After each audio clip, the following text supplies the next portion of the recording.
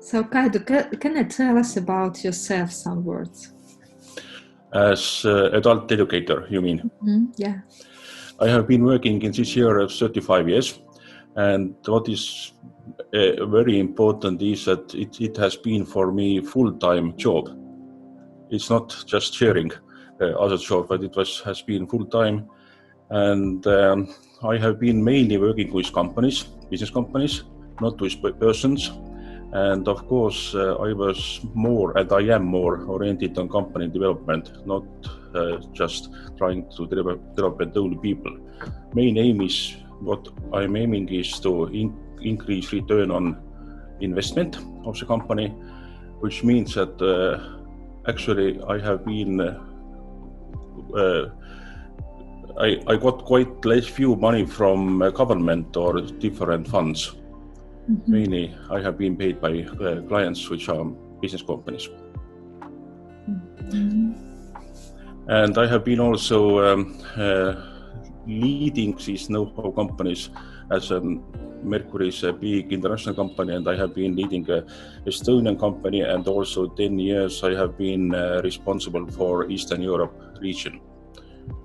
There was included Baltic countries, Ukraine, Belarus, Russia.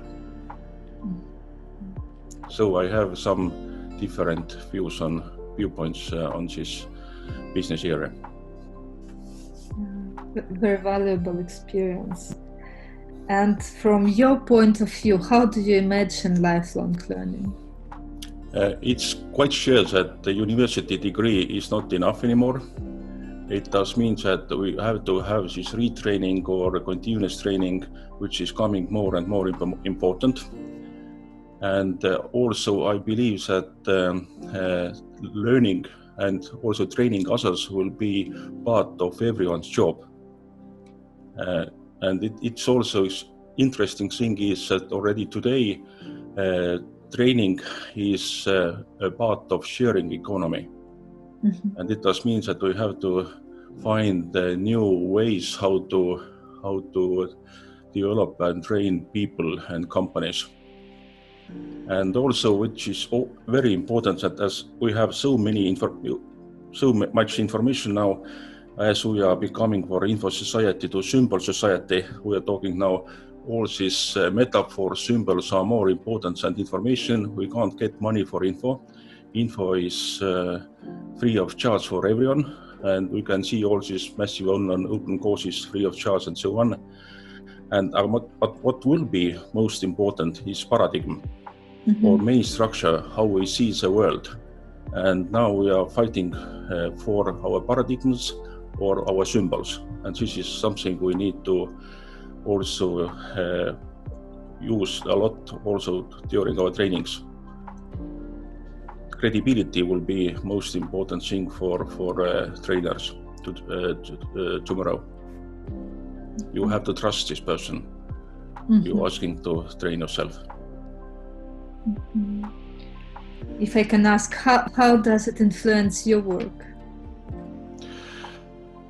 For me, it does mean that I need to have a main structure the same. And for international company, it's quite easy. For example, if one big international company is using Mercuri, then we are using the same structure, the same products every country. And this gives us some such kind of framework. And for example, if we are saying one word in one language or another language, we understand each other, and it makes things much easier. And this is also something companies is trying to do. They are trying to have the same main structure to understand everything.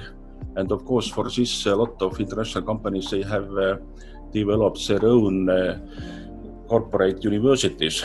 And this trend sometimes has been much bigger. For example, in the 90s, last century, a lot of companies had their own corporate university, but today there are less and less these corporate universities, and they are trying to find cooperation with training company which can present and develop their people in different countries. What do you think? What is the common minimum knowledge all people should have in 2035? Definitely, social competencies will be most important. I mean here project management, communication skills, also sales, teamwork, all such kind of things will be very, very important. And besides social competencies, of course, languages, which is also important and will be important, and also ICT and artificial intelligence. And this is something which is also linked to our job, everyone's job. To my mind, these are three main things we need to know all in the future. And besides this, of course, everyone will have their own specific knowledge. What do you think? Relationship, technology, or face-to-face? So how will it be? You mean in adult education? Yes. It was funny to see when this COVID started that how clients changed their mind.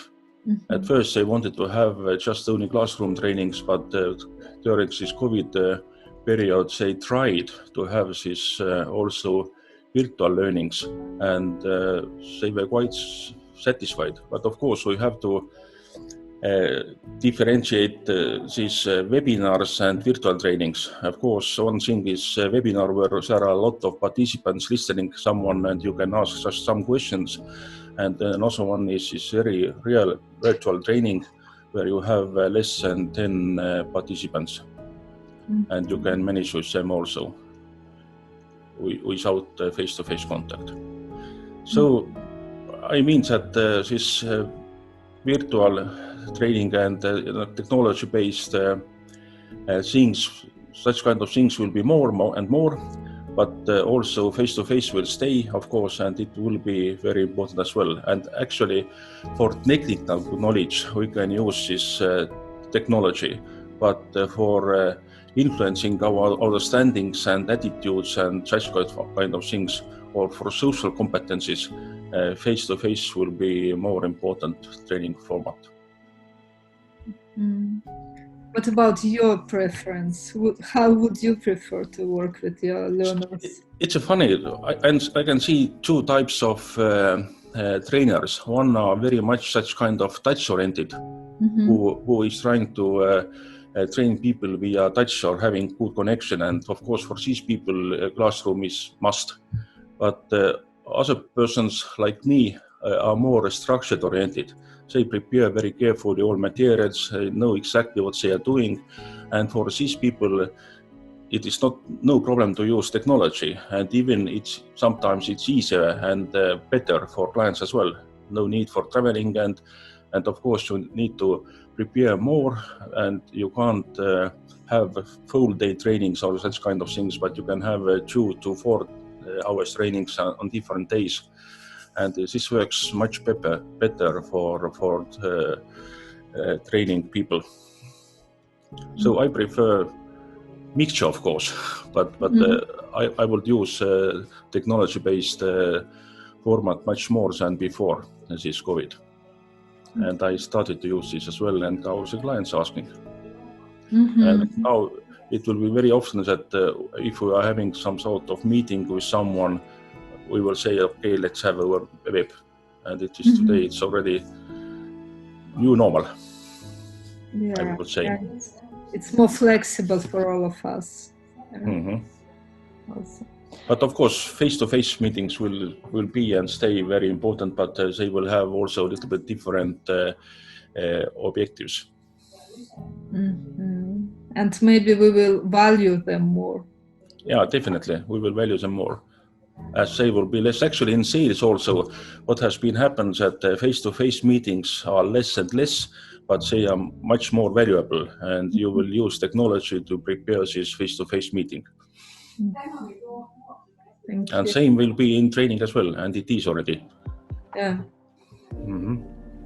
I believe it. Yeah. What future do you see for e-learning?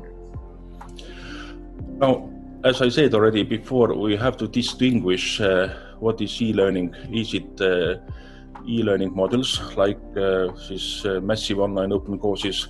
Is it webinar where are hundreds or a lot of participants, or is it active virtual training?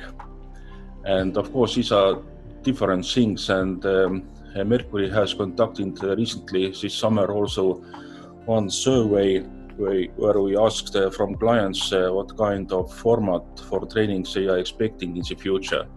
And most of them, 57%, answered that, of course, it has to be mixture from different things, but also a lot of people, more than half, they said that they will see much more e-learning. But now it's a good question when you're asking from person opinion about e-learning, what does he or she means by e-learning? It's we don't know exactly. Yeah. But definitely e-learning will be also more important, but solution is, like we say, blended learning. Where is e-learning modules, where is classroom trainings, where is coaching or mentoring, or however we call it, and also self-learning, tests and so on. Yeah, so that were these necessary questions. I would like to ask you one more. Okay. So what do you think in 2035, what will be the role of artificial intelligence in adult education? Actually, already today we are having these different programs, and I have seen different programs where you can, for example, you are having a meeting with client and you can prepare for this meeting. There is a robot who can answer to your questions, how to prepare, what I should to cover, what topics and so on. It's already today. And I'm quite sure that such kind of part will develop a lot. Or it does mean that artificial intelligence in training, it does mean also that we will have ability to have different information, and we can find this very quickly from everywhere. And definitely this will develop. But now the question is mainly that what do we believe? Because if we believe something, then we don't need arguments, and that's the question. Or again, we have to fight between paradigms. And this will be important. But if you take one or another paradigm and try to find any questions, you can always have answers from computers as well today, tomorrow. Already today, actually, but maybe it's not so easy to find. But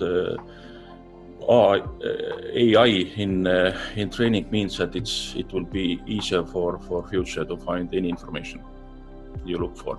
But it's matter what you're looking for. And how. And how also. Yeah. Would you like to add something? Maybe some thoughts which I just finished on e-learning training, learning about how we learn. And one different thing I found out there was that there is different modes of learning, focused mode and diffuse mode. And of course, my problem has been always that I have been very focused always, trying to have concrete targets and so on, but people are learning more and more freely, not just focusing something, but just thinking and just finding something new, relations and so on. And this part we have to use more.